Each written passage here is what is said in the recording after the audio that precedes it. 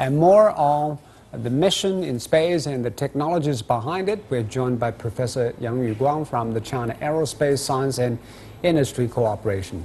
Good evening, Yuguang. President Xi talked to 2 astronauts. This actually happened before. What is the significance of this kind of a video conference communication from ground to space?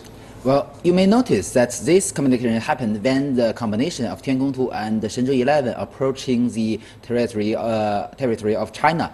So the ground stations and the sky-based Tianlian data relay satellite can be recognized as redundancy measures of each other. But the Tianlian do plays a very important role in this communication. You see, basic condition for communication is to to ensure that the communication station and the spacecraft can see each other. So this is a basic requirement. But you know that the ground stations can cover maybe 15 to 30% of the whole globe. So it cannot complete 100%. So that is why we choose the Tianlian data relay satellite to ensure this communication. We have 3 Tianlian 1 constellation, former constellation, and they can ensure the 100% coverage of the communication. So the combination, the Tiangong 2 and Shenzhou 11 can keep communication line with the Earth. And this time, Shenzhou 11 even is more advanced because we both have a narrow band and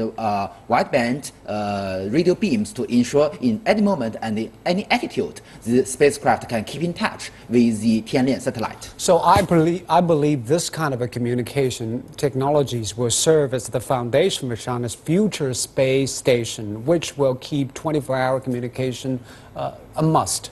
Exactly. You know that for ISS and the former Soviet Union, the Mir station, all these space stations are depending on the data relay satellites to have the communication, continuous communication with the Earth. And some kind of my friend Mr. Chris Hadfield even plays guitar in the space station with an operator on the ground. So that is why they choose the technology for this kind of complete communication. And this technology is very critical, as you mentioned, is very necessary for China's future space station. And maybe the 4th satellite, the Tianlian 104, will be launched in recent years because the Tianlian 101 has already almost reached its lifespan. But in future, we believe we can also have the next generation, this kind of data relay satellite. And it is not only very useful for China's manned space program, but also very useful for the Earth, because you know that when the satellite gets images, it can only